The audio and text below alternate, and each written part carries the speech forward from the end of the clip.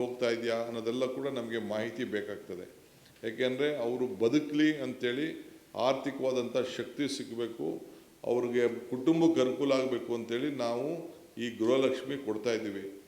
ಗೃಹಜ್ಯೋತಿಗೂ ಕೂಡ ಅವರು ಅರ್ಜಿಯನ್ನು ಕೊಡಬೇಕು. 1,64,000 ಜನ ಯಾರು ಮನೇಲಿದ್ದಾರೆ ಅವ್ರಿಗೆಲ್ಲ ಕೊಡ್ತಾ ಇದ್ದೀವಿ. ಅವರು ಕೂಡ ಒಬ್ಬೊಬ್ಬರು 5, 6, 7 ಇದಿದೆ ಅವ್ರಿಗೆ. ಅವರೇ ವಾಸ ಇದ್ದಾರಾ, ಬೇರೆ ವಾಸ ಮಾಡ್ತಾ ಇದ್ದಾರಾ, ಯಾರ ಮನೇಲಿ ವಾಸ ಮಾಡ್ತಾರೆ, ನಮ್ಮ ಕರ್ನಾಟಕದವ್ರು ಅಲ್ವಾ, ಅವ್ರ ವ್ಯವಸ್ಥೆ ಏನಿದೆ, ಇದನ್ನೆಲ್ಲ ಕೂಡ ನಮಗೆ ಮಾಹಿತಿಯನ್ನು ತಿಳ್ಕೊಳ್ಬೇಕಾಗ್ತದೆ. ಅವರು ಕೂಡ ಗುರುತಿನ ಚೀಟಿಯನ್ನು ನಾವು ಕೊಡಬೇಕಾಗ್ತದೆ. ಈಗ ನಾವು ಸುಮ್ಮನೆ ಒಂದು ಸಣ್ಣ ಚೀಟಿನ ನಾವು ಕೊಡ್ತಾಯಿದ್ದೀವಿ, 0 ಬಿಲ್ ಕೊಡ್ತಾಯಿದ್ವಿ, ನಮಗೇನು ತೊಂದರೆ ಇಲ್ಲ, ಇಷ್ಟೇ ಮಾಡ್ತಾಯಿದ್ದೀವಿ, ಒಂದು ಕಾರ್ಡ್ ಕೊಡೋದ್ರಲ್ಲಿ ಏನು ಸಮಸ್ಯೆ ಇಲ್ಲ. ಯಾರು ಗೃಹಜ್ಯೋತಿ ಬಳಸ್ಕೊಳ್ತಾ ಇದ್ದಾರೆ ಜಿನೈನಾಗೆ, ಕೆಲವರು ಅಂಗಡಿ ಮನೆ ಕೆಳಗಡೆ ಅಂಗಡಿ ಇದೆ, ಮೇಲ್ಗಡೆ ಮನೇಲಿದ್ದಾರೆ, ಎರಡಕ್ಕೂ ಸೇರಿ ತೆಗೆದುಕೊಳ್ತಾ ಇದ್ದಾರೆ, ಅಂಥವರು ಬೇರೆ ಸಪ್ರೇಟಾಗಿ ಅಂಗಡಿಗೆ ಹಾಕ್ಕೊಳ್ಳಿ, ನಾವು ವಾಸಕ್ಕೆ ಮಾತ್ರ ಕೊಡ್ತಾಯಿದ್ದೀವಿ, ಅವರ ಬಿಸ್ನೆಸ್ಗೆಲ್ಲ ಕೊಡೋಕ್ಕಾಗಲ್ಲ ನಾವು. ಆ ದೃಷ್ಟಿಯಿಂದ ಯಾಕೆಂದರೆ 200 ಯೂನಿಟ್ಟು ದಿನೇ ಜಾಸ್ತಿ ಆಗ್ತಾಯಿದೆ ಬೆಲೆ. ಪವರ್ ಬೆಲೆ 10 ರೂಪಾಯಿ, 12 ರೂಪಾಯಿ, 13 ರೂಪಾಯಿ ಎಲ್ಲ ಕೂಡ ಆಗ್ತಾಯಿದೆ. ನಾವು ಪರ್ಚೇಸ್ ಮಾಡಬೇಕಾದ್ರೂ ಕೂಡ 7, 8, 9 ರೂಪಾಯಿವರೆಗೂ ಕೂಡ ಹೋಗ್ತಾಯಿದೆ. ಸೊ ಅದರಿಂದ ನಾವು ಹುಷಾರಾಗಿ ಎಷ್ಟು ಯಾರಿಗೆ ಜಿನೇನಾಗಿ ತಲುಪಬೇಕೋ ಆ ದೃಷ್ಟಿಯಿಂದ ನಾವು ಅರ್ಜಿಯನ್ನು ಇನ್ನು ಕೆಲವು ದಿನದಲ್ಲಿ ಕೊಡಲಿಕ್ಕೆ ಪ್ರಾರಂಭ ಮಾಡ್ತಾಯಿದ್ದೀವಿ. ಅದಕ್ಕೆ ನಾನು ಎಲ್ಲ ನಮ್ಮ ಜಿಲ್ಲಾಧಿಕಾರಿಗಳಿಗೆ, CO ಗೆ ಮತ್ತು ಆಫೀಸರ್ಸ್ಗೆ ಈ ವಿಚಾರದಲ್ಲಿ ನಮ್ಮ ಗ್ಯಾರಂಟಿ ಕಮಿಟಿ ಮೆಂಬರ್ಸು ಅವರೆಲ್ಲ ಸೇರಿ ಅದನ್ನು ಕೊಡ್ತಾರೆ. ನೀವು ಕೂಡ ನಿಮ್ಮ ಅಧಿಕಾರಿಗಳು ಹೋಗಿ ತಲುಪಿಸಿ ಅದನ್ನು ಕಲೆಕ್ಟ್ ಮಾಡಿ, ನೀವು ಯಾರು ಮೀಟರ್ ರೀಡರ್ಸ್ ಇರ್ತಾರೆ ಅವರೆಲ್ಲರೂ ಕೂಡ ಹೋಗಬೇಕು. ಪಂಚಾಯತಿ ಆಫೀಸರ್ಸ್ ಯಾರಿರ್ತಾರೆ, ಯಾರು PDOಗಳು ಯಾರಿರ್ತಾರೆ ಅವರೆಲ್ಲರೂ ಕೂಡ ಇದನ್ನು ಅಪ್ಲಿಕೇಶನ್ನ ತಪ್ಪಿಸಿ ಎಂಟ್ರಿ ಮಾಡಿಸ್ಕೊಂಡು ದಾಖಲೆಗಳನ್ನು ವಿತ್ ಫೋಟೋ ಇಲ್ಲ ಅಂದರೆ ನಾವೇ ಫೋಟೋ ಇಟ್ಕೊಂಡು ಅದಕ್ಕೆ ಪೇಸ್ಟ್ ಮಾಡೋಂಥ ಕೆಲಸನ ನಾವು ಮಾಡ್ತೇವೆ. ಇದಕ್ಕೆ ಅವ್ರಿಗೆಲ್ಲರೂ ಕೂಡ ನಾನು ಮಾರ್ಗದರ್ಶನವನ್ನು ಕೊಟ್ಟಿದ್ದೇನೆ. ಇನ್ನೊಂದು ಭಾಳ ಪ್ರಮುಖವಾದ ವಿಚಾರ ಏನು ಅವ್ರಿಗೆ ತಿಳಿಸಿದ್ದೇವೆ ಅಂತಂದರೆ, ಈಗ ಒಂದು ಹೊಸ CSR ಪಾಲಿಸಿ ತರ್ತಾ ಇದ್ದೇವೆ. ಏನು CSR ಪಾಲಿಸಿ ಅಂದರೆ, ಗ್ರಾಮೀಣ ಪ್ರದೇಶದಲ್ಲಿ, ಟೌನಲ್ಲ, ಸಿಟಿಗಳಲ್ಲ, ಹಳ್ಳಿಗಳಲ್ಲಿ, ನಮ್ಮ ದೇಶದಲ್ಲಿ, ನಮ್ಮ ರಾಜ್ಯದಲ್ಲಿ ಯಾರು ಇಲ್ಲಿ 2% ಕಂಪಲ್ಸರಿ CSRಗೆ ಖರ್ಚು ಮಾಡಬೇಕು ಅಂತಿದೆ. ಫಸ್ಟ್ ಪ್ರಿಯಾರಿಟಿ ನಮ್ಮ ಶಾಲೆಗಳಿಗೆ.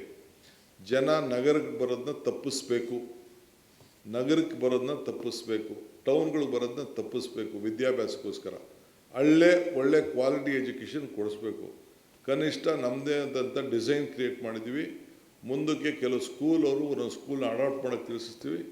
ಗೌರ್ಮೆಂಟ್ ಶಾಲೆಗಳಿಗೆ ಅವರಿಗೆ ಫೆಸಿಲಿಟೀಸ್ ಕೊಟ್ಟು, ನಗರಗಳಲ್ಲಿ, ಟೌನ್ಗಳಲ್ಲಿ ಯಾವ ರೀತಿ ಕ್ವಾಲಿಟಿ ಎಜುಕೇಷನ್ ಸಿಗ್ತಾಯಿದೆ ಅದೇ ರೀತಿ ವಿದ್ಯಾಭ್ಯಾಸವನ್ನು ಕೊಡಿಸ್ಬೇಕು ಅನ್ನೋ ದೃಷ್ಟಿಯಿಂದ CSR ಶಾಲೆಗಳನ್ನು ಮಾಡಬೇಕು ಅಂತ ತೀರ್ಮಾನ ಮಾಡಿದ್ದೇವೆ. ಈಗಾಗಲೇ ನಮ್ಮ ಜಿಲ್ಲೆಯಲ್ಲೇ ನೀವು ಹೋಗಿ ನೋಡ್ಕೊಂಬನ್ನಿ, ಒಂದು 20ಕ್ಕೂ ಹೆಚ್ಚು ಇಂಥ ಶಾಲೆಗಳನ್ನು ನಾವು ಪ್ರಾರಂಭ ಮಾಡಿದ್ದೇವೆ. ಅದನ್ನು KPS ಆಗಿ ಪರಿವರ್ತನೆ ಮಾಡ್ಬೋದು, ಇಲ್ಲಾಂದರೆ ರೆಗ್ಯುಲರ್ ಸ್ಕೂಲಾಗಿ ಮಾಡ್ಬೋದು. ಅವೆಲ್ಲ ಗೌರ್ಮೆಂಟ್ ಸ್ಕೂಲ್. ಅವ್ರು ಯಾರು CSR ಸಂಸ್ಥೆಯವರು ಸರ್ಕಾರಕ್ಕೆ ದುಡ್ಡು ಕೊಡೋದು ಅವಶ್ಯಕತೆ ಇಲ್ಲ. ನಾವು ಅವರಿಗೆ ಮಾಡೆಲ್ ಮಾತ್ರ ಕೊಡ್ತೀವಿ ಅಷ್ಟೇ. ಈ ರೀತಿ ಕಟ್ಕೊಡ್ಬೇಕು, ಈ ರೀತಿ ಫೆಸಿಲಿಟಿ ಇರಬೇಕು, ಈ ರೀತಿ ಲ್ಯಾಬ್ಗಳಿರಬೇಕು, ಈ ರೀತಿ ಇರಬೇಕು ಅಂತ ಕಟ್ತೀವಿ. ಅವರೇ ಕೊಟ್ಕೊಂಡು ಅವ್ರ ಹೆಸರು ಕೂಡ ಅವ್ರು ಹಾಕ್ಕೊಳ್ಳಿ, ಅವ್ರ ಬ್ರ್ಯಾಂಡ್ನ ಅವ್ರು ಮಾಡ್ಕೊಳ್ಳಿ. ಲೆಟ್ ದ ಬ್ರ್ಯಾಂಡ್ ದೆಮ್ಸೆಲ್ಫ್, ನಮಗೇನು ಸಮಸ್ಯೆ ಇಲ್ಲ. ಅವ್ರು ಬಿಲ್ಡಿಂಗ್ ಕಟ್ಕೊಡ್ತಾರೆ. It will be purely government school, private school ಅಲ್ಲ. ಪ್ರೈವೇಟ್ ಸ್ಕೂಲ್ ನಮ್ಮ ಮಕ್ಕಳು ಖಾಸಗಿ ಶಾಲೆ ಏನು ಕ್ವಾಲಿಟಿ ಇದೆ ಅದೇ ಕ್ವಾಲಿಟೀಲಿ ಹೋಗಬೇಕು. ಇವತ್ತು ಹೆಂಗೆ ನಮ್ಮಲ್ಲಿ ಮೊರಾರ್ಜಿ ಶಾಲೆ ಇರ್ಬೋದು, ಬೇರೆ ಶಾಲೆಗಳಲ್ಲಿ ಯಾವ ರೀತಿ ವಿದ್ಯಾಭ್ಯಾಸ ಮಾಡಿಕೊಂಡು ಒಳ್ಳೊಳ್ಳೆ ರ್ಯಾಂಕ್ಗಳನ್ನು ಪಡ್ಕೊಂಡು ಚೆನ್ನಾಗಿ ಇದನ್ನು ಮಾಡ್ತಾಯಿದ್ದಾರೆ. ಆದರ್ಶ ಶಾಲೆಗಳು, ಬೇರೆ ಹೆಸರುಗಳಲ್ಲಿ ಶಾಲೆಗಳಿದೆ, ಹಾಸ್ಟೆಲ್ಗಳಿದೆ. ಆ ರೀತಿ ಅವರೆಲ್ಲರೂ ಕೂಡ ಒಳ್ಳೆ ಬಿಲ್ಡಿಂಗ್ಗಳನ್ನು ವ್ಯವಸ್ಥೆ ಮಾಡಿಕೊಂಡು ಒಳ್ಳೆ ಇನ್ಫ್ರಾಸ್ಟ್ರಕ್ಚರ್ ಕ್ರಿಯೇಟ್ ಮಾಡಲಿಕ್ಕೆ ನಾವು ಕಾರ್ಯಕ್ರಮವನ್ನು ನಾವು ರೂಪಿಸಿ, ಆ ಸದ್ಯದಲ್ಲೇ ಇನ್ನೊಂದು 2-3 ದಿನದಲ್ಲೇ ಅವ್ರಿಗೆ ಪಾಲಿಸಿ ಎಲ್ಲ ಹೋಗ್ತಾಯಿದೆ. ಮತ್ತು ಈಗಾಗಲೇ ನಾನು 240 ಸ್ಕ್ವೇರ್ ಫೀಟ್ದು ಈಗಾಗಲೇ ಜಿಯೋ ಕೂಡ ಇಶ್ಯೂ ಆಗಿದೆ, ಅದು ಕೂಡ ಆಗ್ತಾಯಿದೆ. ಇದಲ್ಲದೆ for the first time in India private employment exchange ಯಾರ್ಯಾರು ಉದ್ಯೋಗವನ್ನು ಖಾಸಗಿಲಿ ಪಡ್ಕೊಳ್ಬೇಕು ಅವರು ಈ ಎಕ್ಸ್ಚೇಂಜಲ್ಲಿ ಎನ್ರೋಲ್ ಮಾಡ್ಕೊಳ್ಬೇಕು. ಯಾರು ಫ್ಯಾಕ್ಟ್ರಿಗಳಿಗೆ ಉದ್ಯೋಗ ಬೇಕು ಆ ಹುಡುಗರುಗಳು ಕೆಲವೆಲ್ಲ ಬೇಕಾದಷ್ಟು ನೀವೆಲ್ಲ ಗಮನಿಸಿದ್ದೀರಿ, ಅವರು ಪ್ರೈವೇಟಾಗಿ ಮಾಡ್ಕೊಳ್ಳೋದು, ಜಾಬ್ ಫೇರ್ ನಡೆಸೋದು ಇವೆಲ್ಲ ಮಾಡ್ತಾರೆ. ನೇರವಾಗಿ ಅವರು ಎಕ್ಸ್ಚೇಂಜಲ್ಲಿ ನಮ್ಮ ಹುಡುಗರುಗಳು ರಿಜಿಸ್ಟರ್ ಮಾಡ್ಕೊಳ್ತಾರೆ. ಆ ಸಂಸ್ಥೆಯವ್ರಿಗೆ 50 ಜನ ಬೇಕಾ, 20 ಜನ ಬೇಕಾ, 30 ಜನ ಬೇಕಾ, ಏನು ಕ್ವಾಲಿಫಿಕೇಷನ್ ಬೇಕಾ ಅವರು ಎಕ್ಸ್ಚೇಂಜ್ ಮಾಡ್ತಾರೆ. ನಮ್ಮ ಸ್ಥಳೀಯರಿಗೆ ಹೆಚ್ಚಿಗೆ ಅವಕಾಶ ಸಿಗಬೇಕು. ನಾವು ಅವ್ರ ಹತ್ರ ಮಾತಾಡ್ತೀವಿ. ಅವ್ರಿಗೂ ಎಲ್ಲರಿಗೂ 100% ನಾವು ತೆಗೆದುಕೊಳ್ಳಿ ಅಂತ ಹೇಳಲಿಕ್ಕೆ ಆಗೋದಿಲ್ಲ. ಏಕೆಂದರೆ ಕೆಲವು ಟೆಕ್ನಿಕಲ್ ಹ್ಯಾಂಡ್ಸು ಹೊರಗಡೆಯಿಂದನೂ ಅವಕಾಶ ಕೊಡಬೇಕಾಗ್ತದೆ. ಸೊ ಬೇರೆಯವ್ರಿಗೆ ನಮ್ಮ ಸ್ಥಳದಲ್ಲಿ ಅವ್ರಿಗೊಂದು ಪರ್ಸೆಂಟೇಜ್ ನಾವು ಫಿಕ್ಸ್ ಮಾಡ್ತೀವಿ. ಆ ಪ್ರಕಾರ ನಮ್ಮಿಂದ ಯಾರು ಉಪಯೋಗ ಪಡ್ಕೊಂಡಿರ್ತಾರೆ ಅವ್ರಿಗೆ ನಮ್ಮ ರಾಜ್ಯದಲ್ಲಿ ಅವ್ರು ಮಾಡ್ತಾರೆ. 100% ಆಗದೆ ಹೋದರೂ ಕೂಡ ಕೆಲವು ಪರ್ಸೆಂಟೇಜ್ನ ನಾವು ಅವ್ರ ಮಾತುಕತೆ ಮಾಡಿ ಅವ್ರ ಹತ್ರ ಫಿಕ್ಸ್ ಮಾಡ್ತೀವಿ. ನಮ್ಮ ಸ್ಥಳೀಯರಿಗೆ ಯುವಕರಿಗೆ ಉದ್ಯೋಗವನ್ನು ಕಲ್ಪಿಸ್ಕೊಡಲು ಒಂದು ಸೇತುವೆಯನ್ನು ನಿರ್ಮಾಣ ಮಾಡ್ತದೆ. ಇದು ಯುಗ ವರ್ಷ ಇದು ಯೂತ್ಸ್ಗೋಸ್ಕರ ನಾವು ಹೊಸ ಯುವಕರ ಯುಗವನ್ನು ಪ್ರಾರಂಭವನ್ನು ನಾವು ಮಾಡ್ತಾಯಿದ್ದೇವೆ. ಸೊ ಯುವಕರಿಗೆ ಒಂದು ದೊಡ್ಡ ಅವಕಾಶವನ್ನು ನಾವು ಇದನ್ನು ಯಾರು ವಿದ್ಯಾರ್ಥಿಗಳಿದ್ದಾರೆ, ಈ ಕೆಲಸವನ್ನು ಮಾಡ್ತಾಯಿದ್ದಾರೆ, ಯಾರು ಪೆನ್ಷನ್ಗಳು ತೆಗೆದುಕೊಳ್ತಾ ಇದ್ದಾರೆ, ಯಾರು ಎಂಪ್ಲಾಯ್ಮೆಂಟ್ ಇಲ್ಲದೆ ಇರ್ತಾರೆ ಅವ್ರಿಗೊಂದು ಸಂಪರ್ಕವನ್ನು ಮಾಡಿಕೊಳ್ಳಿಕ್ಕೆ ಎಲ್ಲೆಲ್ಲ ಹೋಗಕ್ಕೆ ನಮಗೆಲ್ಲ ಮಂತ್ರಿಗಳಿಗೆ ದಿನ ಒಂದು 100 ಅರ್ಜಿಯಾರು ನಮ್ಮ ಹತ್ರ ಬರ್ತವೆ, ಕೆಲಸ ಕೊಡಿಸಿ ಅಂತೇಳಿ. ಸೊ ಈ ದೃಷ್ಟಿಯಿಂದ ನಾವು ಮಾಡ್ತಾಯಿದ್ದೀವಿ. ಈಗ ನಮ್ಮ SP ಗಳಿಗೆ DC ಗಳಿಗೆ ಈ ಪೋಸಿ ಸ್ಕೀಮ್ ಮೊನ್ನೆ ತಾನೇ ನೀವು ಗಮನಿಸಿದಿರಲ್ಲ, ಇವೆಲ್ಲ ಕೆಲವೆಲ್ಲ ₹1ಗೆ ₹3 ಬಡ್ಡಿ ಕೊಡ್ತೀವಿ, ₹2 ಬಡ್ಡಿ ಕೊಡ್ತೀವಿ, 30%, 36%, 48%. ಇದೆಲ್ಲ ಕೂಡ ಇಂಟೆಲಿಜೆನ್ಸ್ ಅವ್ರ ಹತ್ರ ನಾನು ಹೇಳಿದ್ದೀನಿ. ಪೊಲೀಸ್ ಅವ್ರಿಗೆ ನಿಮ್ಮದೇ ಆದಂಥ ಇಂಟೆಲಿಜೆನ್ಸ್ ಬಿಟ್ಟು ವಿಲೇಜ್ ಅಕೌಂಟೆಂಟು ಮತ್ತು ರೆವಿನ್ಯೂ ಇನ್ಸ್ಪೆಕ್ಟರ್ಗಳು ಮತ್ತು PDOಗಳು ತಿಳಿಸಿ ಯಾರ್ಯಾರು ಈ ರೀತಿ ಮಾಡ್ತಾಯಿದ್ದಾರೆ. ಈಗ ಮೊನ್ನೆ ಬಿಲ್ ತಂದರೂ ಕೂಡ ಈ ರೀತಿ ಮಿಸ್ಯೂಸ್ ಆಗ್ತಾಯಿದೆ. ಸೊ ಅದಕ್ಕೆ ಕಡಿವಾಣ ಹಾಕಬೇಕು. ಅವನ್ನೆಲ್ಲರೂ ಕೂಡ ಇದಕ್ಕೆ ಬಲಿ ಮಾಡಬೇಕು. ಅವ್ರಿಗೆಲ್ಲ ಕೇಸ್ಗಳು ಬುಕ್ ಮಾಡಬೇಕು. ಯಾರು ಬೇಕು ಇಂಥದಕ್ಕೆ ಆಮಿಷಕ್ಕೆ ಅನ್ನೋ ದೃಷ್ಟಿಯಿಂದ ಇದಕ್ಕೆ ನಾನು ಅವ್ರಿಗೆ ಐಡೆಂಟಿಫಿಕೇಷನ್ ಮಾಡಲಿಕ್ಕೆ ಹೋಗ್ತಾ ಇದ್ದೀವಿ.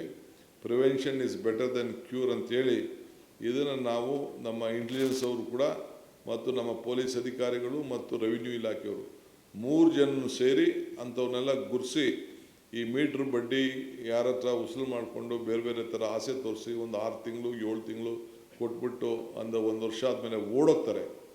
ಈ IMA ಇವೆಲ್ಲ ಎಲ್ಲ ನೋಡಿದ್ದೀರ ನೀವೆಲ್ಲ. ಅದೇ ಯಾವುದೋ ವಿನ್ಕೋ ಏನೇನೋ ಬಂತಲ್ಲ ಸ್ಕೀಮ್ಗಳು, ಆ ರೀತಿ ಅವನ್ನೆಲ್ಲ ಕೂಡ ನಿಲ್ಲಿಸಲಿಕ್ಕೆ ಮಾಡ್ತಾಯಿದ್ವಿ. ಜೊತೆಗೆ ನಾನು ಡೈರೆಕ್ಷನ್ ಕೊಟ್ಟಿದ್ದೀನಿ ನಮ್ಮ DC ಗಳಿಗೆ. ಈ ಮೊಬಿಲಿಟಿ ಪ್ಲ್ಯಾನ್ ನಮ್ಮ ಮುಂದಕ್ಕೆ ಪ್ಲ್ಯಾನಿಂಗ್ ಅಥಾರಿಟಿಗೆ ಪ್ರತಿ ತಾಲೂಕಲ್ಲೂ ಕಂಪಲ್ಸರಿ ಈಗಿಂದನೇ ರಿಂಗ್ ರೋಡ್ಗೆ ನಾವು ವ್ಯವಸ್ಥೆನ ಪ್ಲ್ಯಾನ್ ಹಾಕ್ಕೊಳ್ಬೇಕು ಅಂತ. ಒಂದೇ ವರ್ಷ ನಾವು ಮಾಡೋಕ್ಕಾಗದೇ ಇರ್ಬೋದು, ಬಟ್ ಗ್ರಿಡ್ನ ನಾವು ಮಾರ್ಕ್ ಮಾಡಿ ಬಿಡಬೇಕು. ಅದಕ್ಕೆ ಬೇಕಾದಷ್ಟು ಸಮಸ್ಯೆ ಇದೆ, ಬೇಕಾದಷ್ಟು ಫೈನಾನ್ಷಿಯಲ್ ಇರ್ತದೆ, ಇರಲಿ ಚಿಂತೆ ಇಲ್ಲ. ಯಾಕೆಂದರೆ ಟೌನ್ಗಳಲ್ಲಿ ವೆಹಿಕಲ್ ಬರೋಕ್ಕೆ ಭಾಳ ಕಷ್ಟ ಆಗ್ತದೆ. ಸೊ ಅದಕ್ಕೆ ಎಲ್ಲ town headquarters district head ಕ್ವಾರ್ಟರ್ಸ್ಗಳಿಗೆ ಒಂದು ರಿಂಗ್ ರೋಡನ್ನು ಕಂಪಲ್ಸರಿ ಇಡಬೇಕು. ಆಗ ಟೌನು ಕೂಡ ಬೆಳೀತದೆ, ಮಾರ್ಕೆಟ್ ಕೂಡ ಜಾಸ್ತಿ ಆಗ್ತದೆ, ಅವರ ಆಸ್ತಿ ಬೆಲೆಗಳು ಜಾಸ್ತಿ ಆಗ್ತದೆ. ಅದಕ್ಕೆ ಮುಂದಕ್ಕೆ ಪ್ಲ್ಯಾನ್ ಹಾಕಿ ಅಲ್ಲಿ ಕನ್ಸ್ಟ್ರಕ್ಷನ್ ನಿಲ್ಲಿಸಬೇಕು. ಒಂದು ಸತಿ ಕನ್ಸ್ಟ್ರಕ್ಷನ್ ಆಗೋಯ್ತು ಅಂತಂದರೆ ನಾವು ಅದನ್ನು ಮಾಡಲಿಕ್ಕೆ ಸಾಧ್ಯ ಆಗೋದಿಲ್ಲ. ಸೊ ಅದಕ್ಕೆ ತಾಲೂಕಿನ ಎಲ್ಲ ಹೆಡ್ ಕ್ವಾರ್ಟರ್ಸು ಡಿಸ್ಟಿಕ್ ಹೆಡ್ ಕ್ವಾರ್ಟರ್ಸಲ್ಲಿ ಕಂಪಲ್ಸರಿ ರಿಂಗ್ ರೋಡ್ ಮಾಡಲಿಕ್ಕೆ ನೀವು ಗ್ರಿಡ್ನ ತಯಾರು ಮಾಡಿ ಅಂತೇಳಿ ಅದಕ್ಕೆ ನಾನು ಲೋಕಲ್ ಬಾಡಿ ಏನು ನಮ್ಮ ಪ್ಲ್ಯಾನಿಂಗ್ ಅಥಾರಿಟಿಗಳಿದೆ, ನಮ್ಮ ಬೆಂಗಳೂರು ನಮ್ಮ ಡೆವಲಪ್ಮೆಂಟ್ ಅಥಾರಿಟಿಗಳಿದೆ, ಅವ್ರಿಗೆ ನಾನು ಮಾರ್ಗದರ್ಶನವನ್ನು ಕೊಟ್ಟಿದ್ದೇನೆ. ಇದನ್ನು ಟೌನ್ ಪ್ಲಾನಿಂಗ್ ಅವ್ರನ್ನ ನೀವು ಬಳಸ್ಕೊಳ್ಬೇಕು ಅಂತ ತಿಳಿಸಿದ್ದೇನೆ. ಇದಲ್ಲದೆ ಗಾಂಜಾ, ಡ್ರಗ್ಸ್ ಇವೇನಿದೆ ಇದಕ್ಕೂ ಕೂಡ ಭಾಳ ಹುಷಾರಾಗಿರಬೇಕು ಅಂತ ಹೇಳಿದ್ದೇನೆ. ಈಗಲೇ ನಮ್ಮ ಪೊಲೀಸ್ ಅಧಿಕಾರಿಗಳು ಒಳ್ಳೆ ಕೆಲಸ ಮಾಡಿದ್ದಾರೆ. They have done there best. ಇಡೀ ದೇಶಕ್ಕೆ ಕಂಪೇರ್ ಮಾಡಿದ್ರೆ ನಮ್ಮಲ್ಲೇ ಹೈಯೆಸ್ಟ್ ಈ ಡ್ರಗ್ಸ್ನೆಲ್ಲ ಹಿಡಿದಿರೋಂಥದ್ದು. ಆದರೂ ಕೂಡ ನಾವು ಭಾಳ ಹುಷಾರಾಗಿರಬೇಕು. ವಿವಿಧ ರೀತಿಯಿಂದ ಕಾಡುಗಳಲ್ಲಿ ಹಾಕ್ಬಿಡೋದು, ತರೋದು, ಮಾಡೋದು, ಇದನ್ನು ಕಳಿಸೋದು ಇವೆಲ್ಲ ಕೂಡ ಇದ್ದಾರೆ. ಭಾಳ ಪೆಡ್ಲರ್ಸ್ ಇದ್ದಾರೆ. ಕಾನೂನಲ್ಲಿ ಬೇಕಾದಷ್ಟು ಅವನ್ನೆಲ್ಲ ಹೊರಗಡೆ ಕಳಿಸ್ಬೇಕು ಅಂತ ಆ ಟ್ರಯಲ್ ಕೇಸೆಲ್ಲ ಆಗಬೇಕಾಗಿದೆ. ಸೊ ಅದಕ್ಕೆ